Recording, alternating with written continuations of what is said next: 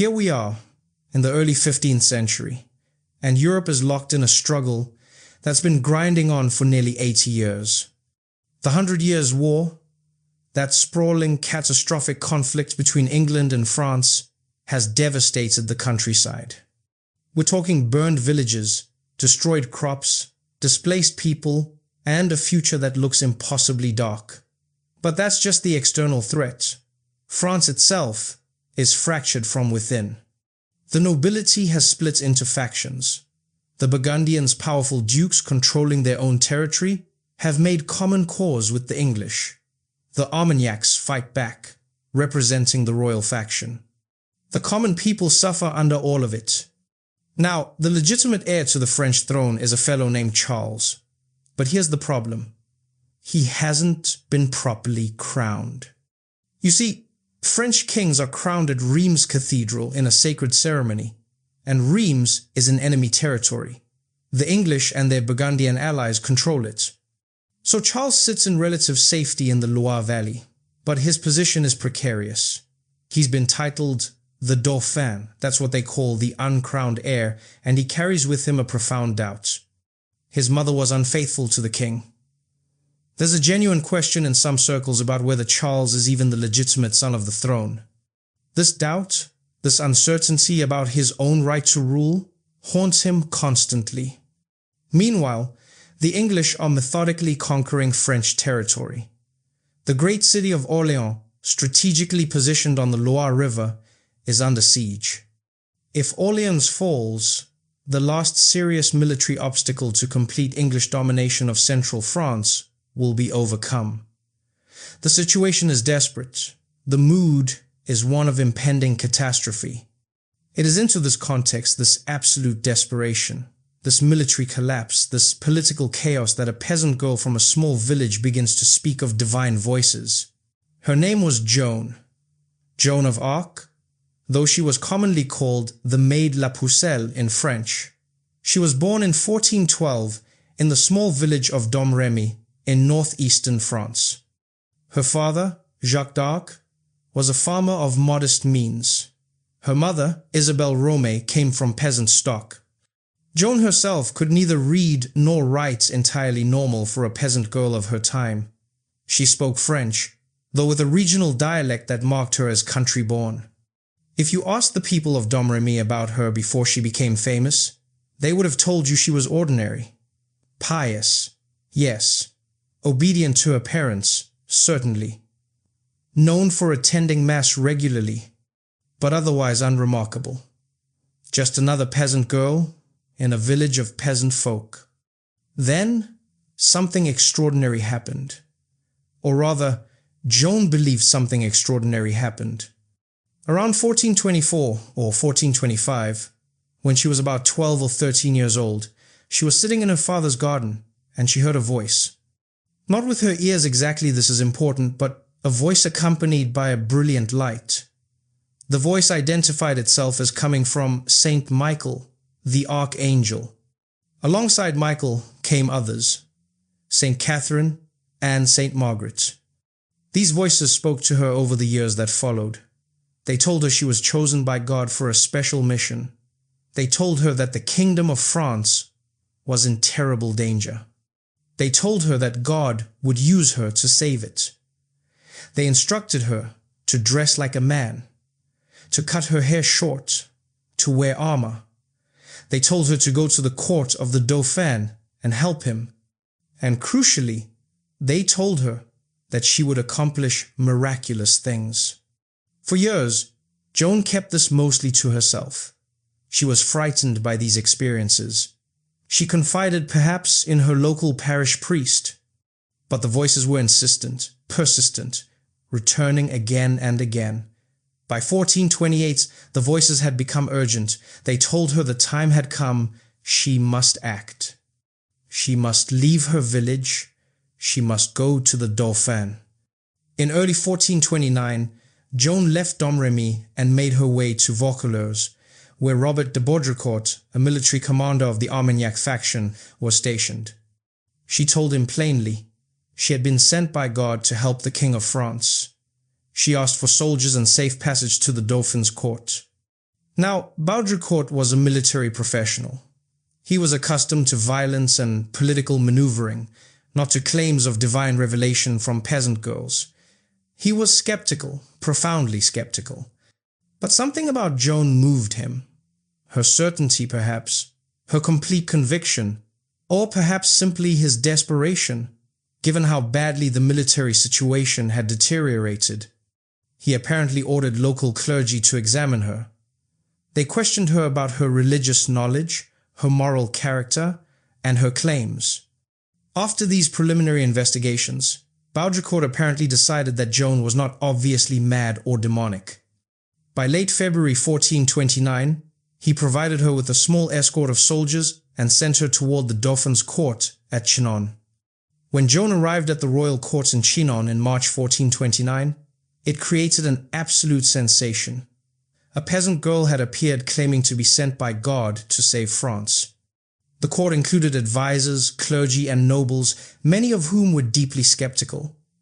Yet something remarkable apparently occurred when Joan met Charles, the future king. According to multiple accounts from those present, Charles had positioned himself anonymously among his courtiers in the Great Hall. He thought he might test her, see if she could identify him. And according to the records, Joan identified him immediately, whether through intuition, divine guidance, or simply because Charles was standing where the Dauphin would naturally stand, we cannot say. But the courtiers recorded their surprise. Something had happened in that moment. Charles was not an impressive figure. He was thin, ungainly, and apparently rather effeminate by the standards of the time. He was riddled with self-doubt about his own legitimacy. That fundamental uncertainty about his right to rule the question of whether his mother had deceived his father about his parentage was always there, gnawing at him. Into this atmosphere of doubt stepped Joan, radiating absolute certainty. She looked at him and saw not a doubtful, uncertain boy, but the true king of France. She told him God had sent her to restore him to his rightful place. Something in Charles responded to this. Perhaps he desperately wanted to believe it. Perhaps he saw in her the conviction he lacked. Whatever the reason, he accepted her. Not without reservation, certainly, but he accepted her. Joan was examined by clergy at the court, including at least one inquisitor. No demonic possession was detected. No obvious heresy was found. Officially, she passed her examinations, and then Charles did something that would seem almost insane to most observers. He gave her armor. He gave her soldiers to command. A peasant girl with no military training was placed in a position of military authority. This happened. It actually happened. In April 1429, Joan rode out with French forces toward Orléans. What happened in the days and weeks that followed can only be described as miraculous from the French perspective. The English siege of Orléans was lifted, not through some brilliant military masterstroke, but through a combination of factors: improved French morale, English disarray, tactical mistakes by English commanders, and Joan's seemingly tireless energy in motivating French forces. Battle after battle followed in rapid succession. English forces were driven back. The English, who had seemed unstoppable just weeks before, were in retreat. By May 1429, the siege was broken. Joan had accomplished what the greatest French military commanders had been unable to accomplish. She had beaten the English. But Joan's mission, according to her voices, had two parts. She must lift the siege of Orléans done, and she must ensure that the Dauphin was crowned at Reims Cathedral. That second part would be far more difficult. Reims was far to the north, deeper in territory controlled by English forces and their Burgundian allies. To reach Reims meant campaigning through hostile territory. Yet Joan insisted, and her military success had bought her credibility. Charles agreed to march north. In July 1429, Charles VII, no longer merely the Dauphin, was crowned in the cathedral at Reims. He was anointed with holy oil in the traditional ceremony. Joan knelt beside him, tears streaming down her face. Her voices had told her two things, and she had accomplished both. The king had been crowned, the miracle had been completed. But in accomplishing this, Joan had also accumulated enemies. The English would remember. The Burgundians would remember. And more profoundly, she had put herself at the very center of high politics and great power. That was a dangerous place for a peasant girl to be. For several months after the coronation at Reims, Joan remained with the royal court, but her military fortunes had peaked. She participated in the assault on Paris in September 1429, and that's where things began to fall apart. She was struck by a crossbow bolt through her thigh. The wound was serious. She had to be carried to safety as French forces retreated from the city. The myth of her invulnerability, which had grown up around her after the victories at Orléans, was shattered. If God was truly guiding her, why could she not take Paris? There were other reasons for her declining fortunes. The French nobility, initially impressed and motivated by her presence, began to resent her influence over the king. She had no family connections, no basis of power except her claim to divine inspiration. Her influence, if permitted to continue, would suggest that military strategy should be determined by the advice of a peasant girl rather than by experienced nobles and commanders. Gradually, her access to the king diminished. She was consulted less frequently, her advice was sought less urgently. She was still treated with respect because of what she had accomplished, but she no longer held the central position. By late 1429 and into 1430, Joan's position had become increasingly marginal. When she insisted on continuing military campaigns against the English in the spring of 1430, the king gave permission but offered minimal support. Joan attached herself to a campaign to relieve the town of Compiègne, which was being besieged by Burgundian forces. On May 23, 1430, during a skirmish outside the town, Joan was separated from the main French force. She was captured by Burgundian soldiers under the command of Jean de Luxembourg, a noble in the service of the Duke of Burgundy. And here is where the narrative takes a dark turn. King Charles VII did nothing. He offered no ransom for her release. He made no demands. He simply abandoned her. This was apparently not his personal decision alone. His advisors, many of whom resented Joan's influence, counseled him that it would be foolish to ransom a woman who claimed to hear divine voices. Better to let the situation resolve itself, they apparently said. But it did resolve itself, just not in any favorable way. The Burgundians recognized an opportunity. They could not simply execute Joan, as that would make her a martyr for the French cause. Instead, they could sell her to the English. The English, in their turn, could put her on trial for heresy. If Joan could be declared a heretic, a witch, a woman condemned by the church itself, then her death would not be the execution of a French national hero. It would be justice, ecclesiastical justice, the perfect crime. The price was set, 10,000 francs. Joan was sold to the English. When Joan was brought to Rouen in late 1430, she was placed in confinement, not in an ecclesiastical prison, as would have been appropriate for an ecclesiastical trial, but in an English military prison, under guard by English soldiers. She was placed in chains. She was denied basic comforts. She was denied attendance at Mass. The English were determined to use the ecclesiastical machinery to destroy her. They needed the trial to be conducted according to church law, canon law, presided over by ecclesiastical judges. But those judges needed to be reliable. They needed allegiance to the English rather than to the French crown. The chief judge selected was Pierre Cauchon, the Bishop of Beauvais. Cauchon held a doctorate in canon law from the University of Paris. He had been involved in diplomatic negotiations. Most importantly, he had consistently positioned himself on the side of the English and their Burgundian allies. He was not exactly an English puppet, but he was a man who believed the English represented the best hope for order in France. He had every reason to support Joan's destruction. Alongside Cauchon, the English assembled a team of assessors and theologians. Many came from the University of Paris, which had sided with the English. There was Jean Beaupère, a canon lawyer of considerable reputation. There was Jean de Châtillon. There were inquisitors, including Jean de Estevet, who would serve as the prosecutor. Perhaps 80 men total would participate as judges, assessors, notaries, and clerks. Joan was not provided with legal counsel. This was not technically required under canon law, but it was certainly expected in most heresy trials. She would stand alone against perhaps 80 learned men, all trained in theology, canon law, and rhetoric. She could not read the documents they produced about her.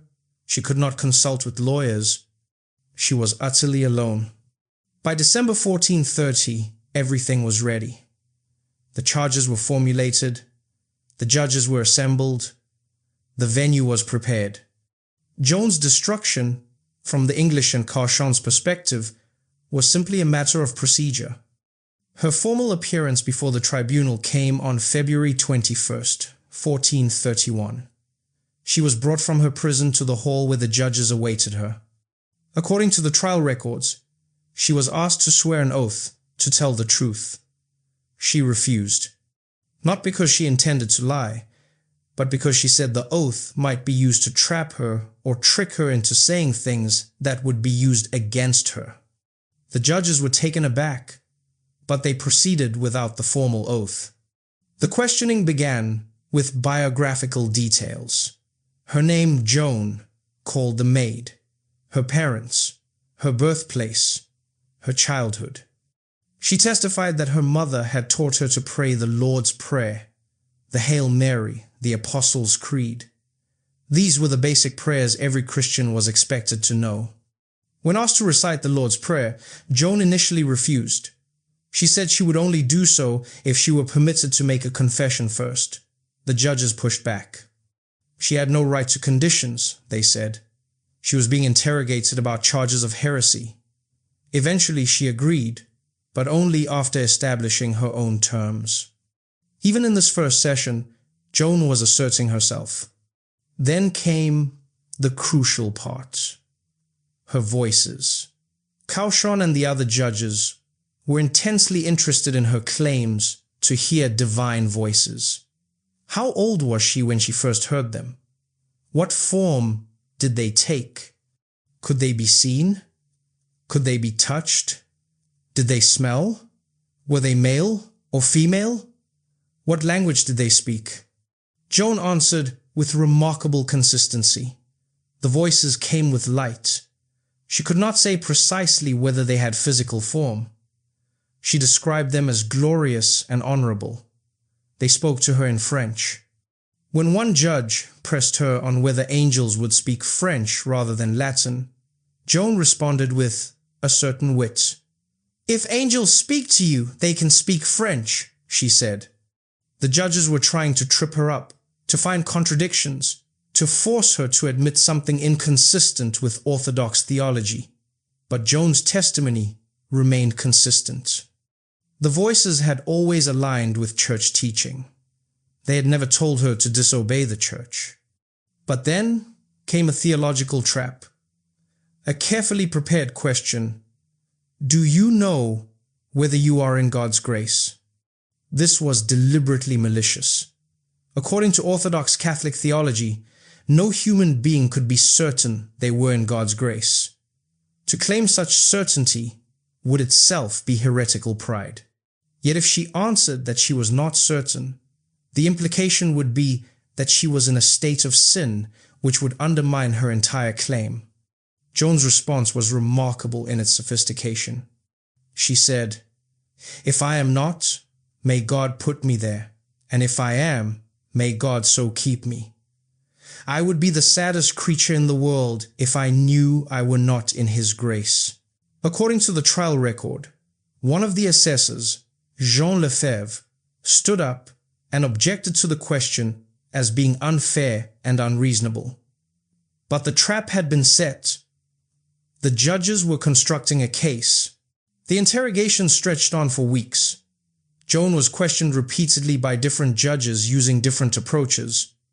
Some were sympathetic, some were openly hostile. The judges were assembling documents, compiling her statements, looking for inconsistencies, looking for anything they could use against her.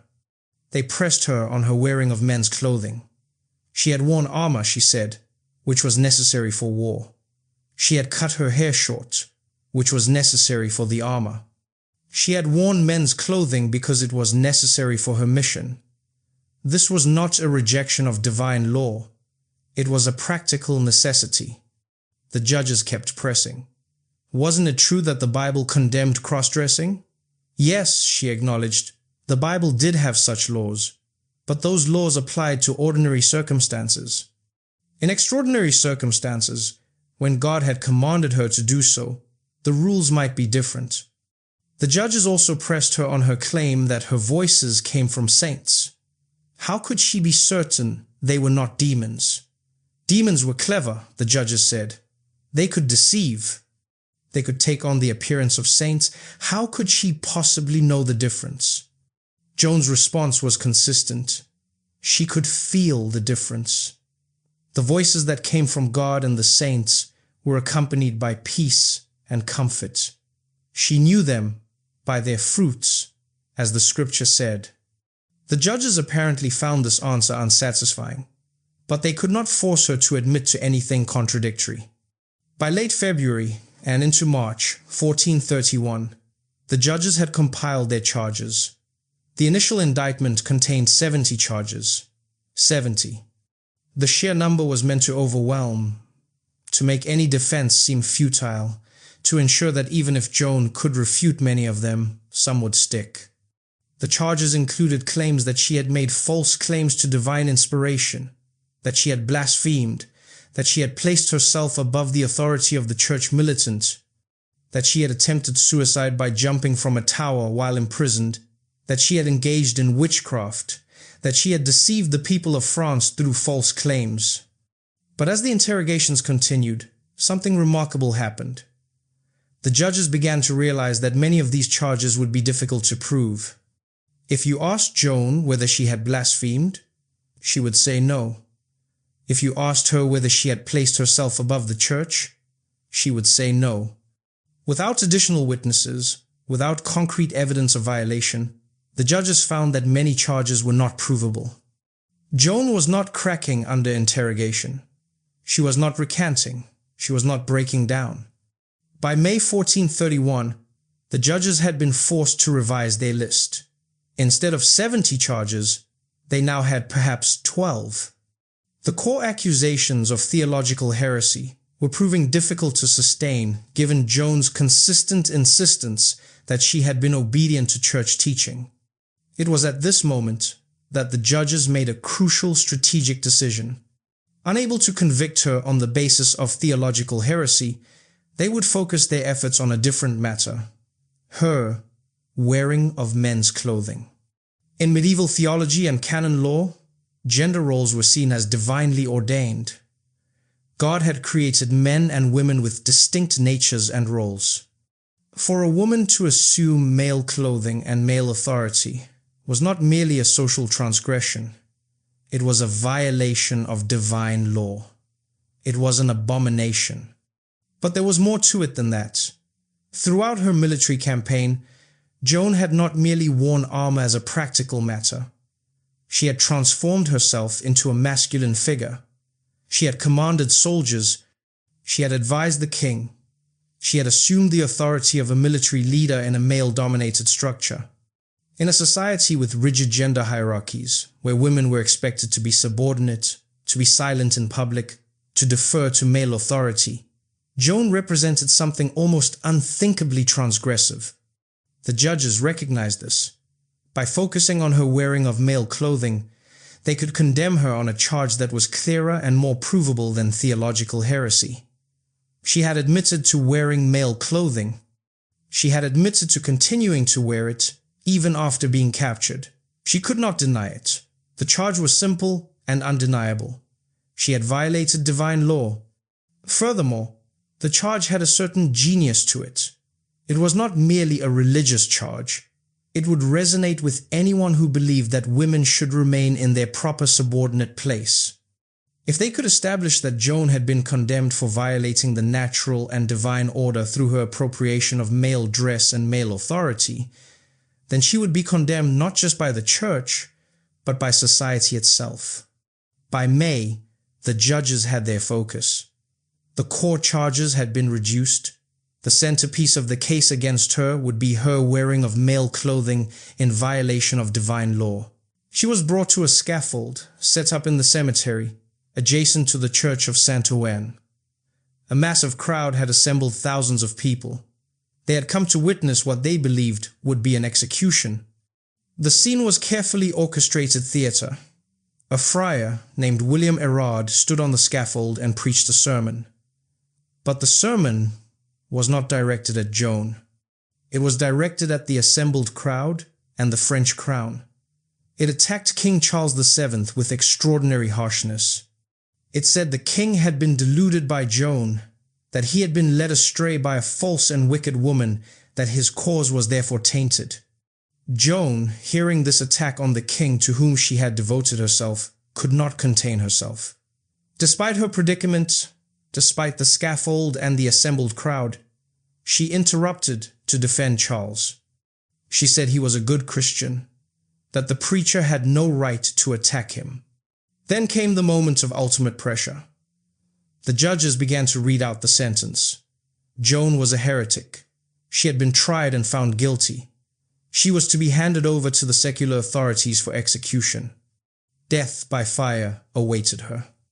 Joan had maintained extraordinary composure throughout months of interrogation, but faced with the immediate, concrete reality of being burned alive, that primal fear, the knowledge that her body would be consumed by flames, something within her broke.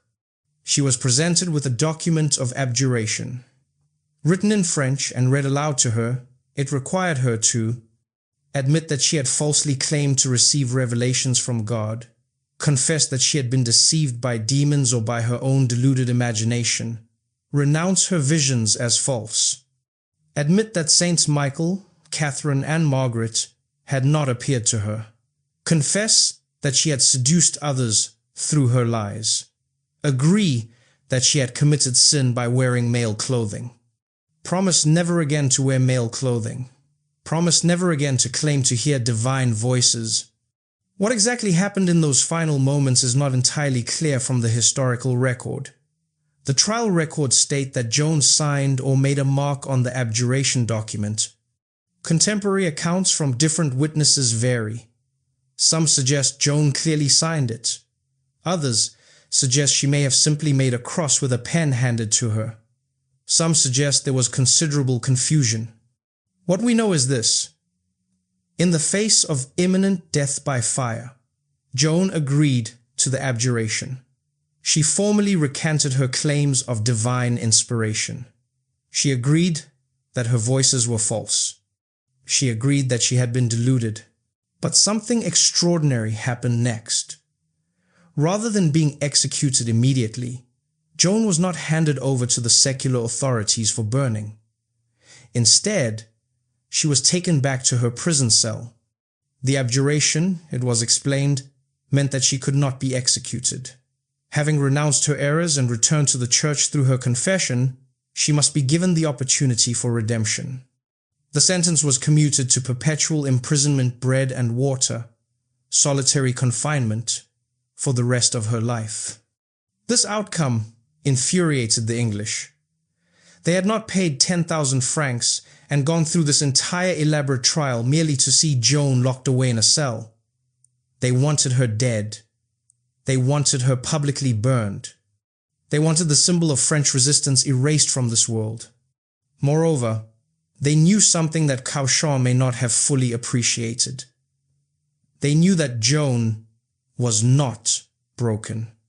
They knew that the abjuration had been extracted from her under extreme duress, and that she might not maintain it. They knew the opportunity that was being created. And indeed, according to later testimony, What happened next was almost certainly deliberate. Joan's female clothing was taken from her cell and replaced with male clothing. Whether through the cruelty of guards or through calculated intent, the result was that Joan, in her cell after the abjuration, found herself once again wearing male clothing. Moreover, according to later testimony, Joan was also subjected to assault in her cell. The exact nature of this assault is unclear from the historical record, but the implication from some accounts is that she feared sexual assault from guards. She herself would later testify that this fear had been one of the reasons she resumed male clothing, which could serve as some psychological barrier against such violations. Within days of her abjuration, Joan was questioned again about her state of mind. The judges wanted to know, had she continued to hear her voices? Had she maintained her recantation? Was she still committed to the church? Joan's response was immediate and unambiguous. Yes, she said. The voices had returned to her. Saints Catherine and Margaret had appeared to her again. They had told her that she had committed a terrible sin in abjuring. They had told her that by renouncing her mission to save her own life, she had damned her soul. They had told her that God expected her to return to her original conviction. According to the trial records, Joan was asked specifically whether she was repenting of her abjuration. She said yes, she was repenting. Her voices had told her she was wrong to abjure, and she now believed that was correct. She had betrayed God, she would not betray him again. When the judges asked her whether she was willing to wear the female clothing that had been provided to her, she reportedly said she preferred the male clothing. She resumed wearing it. In the margin of the trial record, next to Joan's admission that she had recanted her abjuration and had resumed hearing her voices, the notary wrote in Latin, "Responsio mortifera," the fatal reply. This single phrase captures everything. Joan had walked directly into the trap, or, perhaps more accurately, had chosen to walk into it with her eyes open. By recanting the abjuration and readmitting that she heard divine voices, she had committed the gravest crime under inquisitorial law, relapse into heresy, after having once formally abjured it. Under the law, relapsed heretics could be executed without mercy. There was no further trial needed. No additional proceedings required. The verdict was automatic. On May 29th, 1431, the judges gathered with the full complement of assessors for the final judgment. The trial record states that 39 assessors were present alongside Cauchon and the other judges.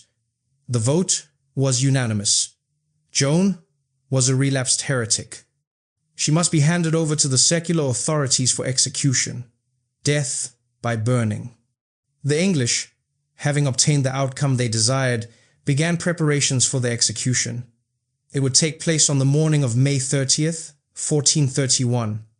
That evening, according to the trial record, Joan was allowed what was described as an unprecedented privilege for a relapsed heretic. She was permitted to make her confession and to receive the sacrament of communion. The Dominican friar Jean Massieu, who was present at this final event in Joan's life, later testified about what occurred. Joan, he said, maintained perfect composure and perfect faith. She was not broken. She was not terrified. She was prepared to die. On the morning of May 30th, 1431, Joan was led from her cell for the last time. She was placed in a cart, the standard humiliation accorded to condemned heretics, and driven through the streets of Rouen toward the Place du Vieux Marché, the old marketplace where her execution would take place. According to eyewitnesses, as the cart passed through the streets, Joan maintained her composure. She prayed. She spoke to the crowds that lined the streets. She showed no fear, no final recantation, no collapse of spirit. At the Place du Vieux Marché, a large wooden platform had been erected. The English had made careful preparations. They wanted everything to proceed smoothly. They did not want riots or disturbances. They did not want anything that might transform Joan's death into a symbol of resistance. They wanted efficiency, order, and finality. Joan was led onto the platform.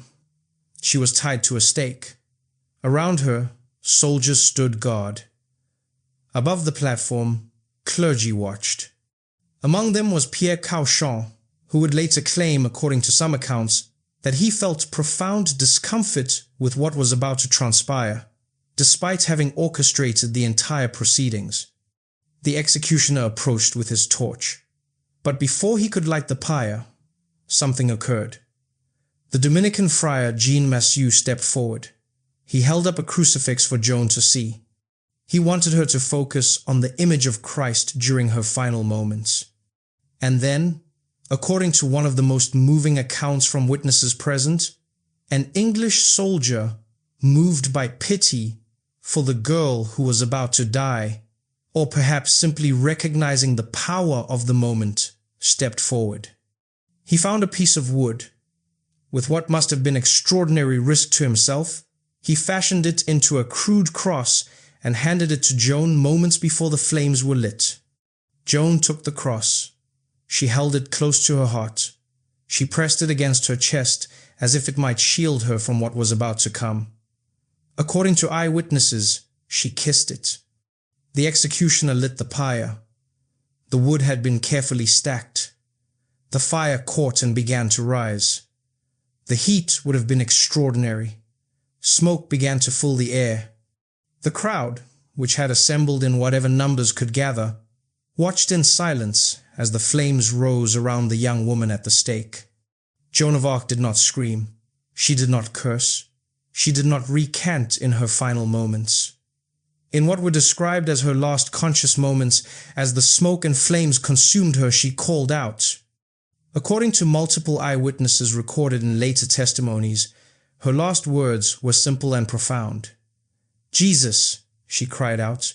"Jesus! Jesus!" She repeated the name of her God as consciousness faded. One Englishman present at the execution would later express something that haunted him for the rest of his life. He said something to the effect, "We are lost. We have burned a saint." Another soldier, the one who had fashioned the crude cross for her, would apparently never recover from what he had witnessed. The image of this girl, holding that cross, calling out the name of Jesus as the flames consumed her, it would stay with him forever. According to the trial records, which describe proceedings that Cauchon himself had authorized, the executioner's orders included a specific instruction. He was to ensure that the flames burned hot enough and long enough that nothing remained of the body. The ashes were to be scattered. There was to be nothing for the French to recover, nothing to preserve as relics, nothing that could become a focus for devotion or resistance. And so the body of Joan of Arc was burned to ashes. Her remains were scattered to the winds. The execution was complete. By every measure that the English had applied to the task, they had succeeded. The girl who had inspired French victories, who had crowned a king, who had come to symbolize French resistance to English domination, was dead. She had been tried as a heretic and found guilty. The trial records would stand as testimony to her errors. In the days that followed the execution, the reality settled over Rouen like ash. The crowd dispersed.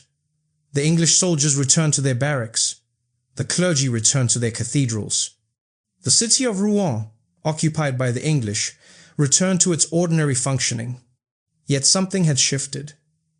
The trial record itself, with all its testimony and all its detailed accusations against Joan, had captured something else. It had captured her voice.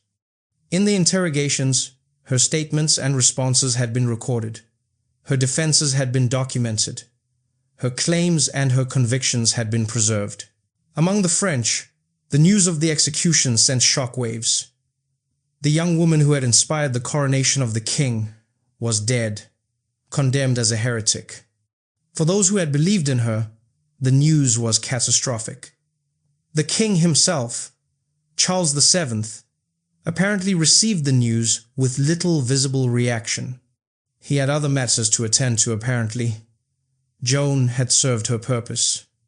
But among the common people, the soldiers who had fought alongside her, the peasants who had heard of her victories, the townsfolk of Orléans who remembered the lifting of the siege, a different narrative began to form. Whispered from person to person, discussed in taverns and market squares. Could she have been falsely condemned? Could the trial have been rigged? Pierre Cauchon, having accomplished the task set before him by the English, returned to his duties as bishop. He would eventually be rewarded for his role, promoted to more prominent ecclesiastical positions. Yet according to some accounts, he was haunted by what he had done. Whether genuine remorse or superstitious fear that he had offended heaven, we cannot say. But apparently, he expressed concerns about the trial in his final years. One of the judges, Jean Lefebvre, the man who had objected to some of the questions during the trial, apparently became increasingly troubled by his participation. He apparently petitioned church authorities about his concerns. For nearly 2 decades after Joan's execution, the stain remained upon France. The king whom Joan had crowned sat upon the throne, but he bore the stigma of having been elevated to power through the agency of a woman condemned as a heretic. But meanwhile, the military situation in France was slowly changing. The English grip on French territory was gradually weakening. French forces, reorganized and reinvigorated, began to recapture territory. Town by town, region by region, the English were pushed out. By 1453, nearly all English-held territory in France, with the exception of Calais, had been reclaimed by the French. In 1450, after driving the English from Normandy and reclaiming Rouen, Charles VII took a step that would begin the process of redeeming his kingdom's honor. He ordered an investigation into Joan's trial. Not as a gesture of mercy toward Joan herself, she was already dead, but as a matter of political necessity. The king needed to reclaim the legitimacy of his ascension to power. If Joan's trial was shown to be unjust, then perhaps the taint could be removed. A counselor named Guillaume Bouillet was tasked with reviewing the trial and investigating whether it had been conducted properly. Bouillet began his work. He examined the documents. He interviewed people who had been present, but the investigation was interrupted before it could be completed. Political factors intervened. The machinery of governmental investigation ground to a halt. But the seed had been planted. The question had been raised officially. Was Joan's trial just? It was not until the early 1450s that momentum truly returned to the effort to vindicate Joan. The crucial catalyst came when Joan's family, her elderly mother, Isabelle Romay, and 2 of her surviving brothers petitioned the Pope to review the trial. They argued that Joan had been wrongly condemned, that the trial had been unjust, that her memory and her honor should be restored. The petitioners had powerful arguments. They pointed out numerous irregularities in the original trial. Joan had been denied proper counsel. She had been imprisoned by English military forces rather than ecclesiastical authorities, creating a profound conflict of interest. Many of the judges had been biased in favor of the English. The entire proceeding had been compromised from the beginning. The Pope, after reviewing the petition and the evidence presented, agreed. A formal retrial was authorized. This new trial would not be for the purpose of condemning Joan again, but for the purpose of investigating whether the original trial had been just. The inquisitor assigned to oversee the new proceedings was Jean Brehal, a Dominican friar who would prove to be scrupulously careful about collecting evidence and examining testimony. Between 1452 and 1456, the rehabilitation trial proceeded. More than 100 witnesses were called. Soldiers who had fought alongside Joan testified about her character and her military accomplishments. Villagers from Domremy testified about her childhood and her family. Citizens of Orléans testified about the lifting of the siege. Clergy and theologians testified about matters of doctrine and church law. Even some of the judges and tribunal members from the original trial were called to testify. This is where things became particularly revealing. Many of the former judges proved reluctant to discuss what had transpired during the original trial. They claimed not to remember key details. When pressed about specific events, they offered excuses and equivocations. But the trial records themselves told a different story. Those records revealed inconsistencies and contradictions in what some of the judges now claimed. Jean Beaupère, one of the main judges from the original trial, testified in the rehabilitation trial. When asked whether torture had been threatened against Joan, he claimed he could not recall. But the original trial records contain testimony from Joan herself about being threatened with torture. When asked whether he had participated in the interrogations, he was evasive. Jean d'Estevet, who had served as prosecutor, also testified. His testimony was similarly vague and contradictory to what the trial records showed. The contrast between the judge's vague denials and the detailed records of the original trial was striking. It was as if the judges were trying to distance themselves from what they had done, trying to suggest they could not quite remember the details of a trial that had seemed so important at the time. One bishop who had been present at the original trial, Jean Chichet, testified that he had attempted to speak against the trial's verdict at the time, though the trial records showed no indication of this. It seemed that with the passing of years and the changing of political circumstances, the judges were attempting to rewrite their own roles in history. But the evidence that emerged from the rehabilitation trial painted a very clear picture of what had transpired. As the rehabilitation trial proceeded, a picture emerged of how thoroughly compromised the original trial had been. The evidence showed in remarkable detail. First, that Joan had been held in an English military prison rather than in an ecclesiastical prison, giving the English direct control over her conditions and her access to counsel. Second, that she had been forbidden from attending Mass, an extraordinary deprivation for a woman of such pious faith and one that violated canonical procedures for detained persons. Third, that many of the judges had explicit financial or political incentives to produce a guilty verdict. Some had been promised compensation by the English. Others had political ambitions that were served by appearing to support the English cause. Fourth, that Joan had been subjected to intimidation throughout the trial, with implicit and explicit threats of torture if she did not cooperate with the judge's narrative. Fifth, that the abjuration document she had signed on May 24th had been presented to her under conditions of extreme duress, literally as she was being informed that she would be burned alive. Sixth, that the charge of wearing male clothing, which had become the centerpiece of the final conviction, had been used selectively and with apparent deliberate intent to condemn her for a transgression that had practical, not merely religious dimensions. Seventh, that several of the original judges had apparently harbored doubts about the justice of the trial. At least one judge had raised objections during the original proceedings. Others, in their later lives, expressed concerns about what had transpired. The testimony in the rehabilitation trial also revealed the personal character of Joan in a way that the hostile trial record of 1431 did not. Multiple witnesses described her as intelligent, pious, and morally upright. Soldiers testified that she had comported herself with dignity and grace. Her family testified about her childhood piety.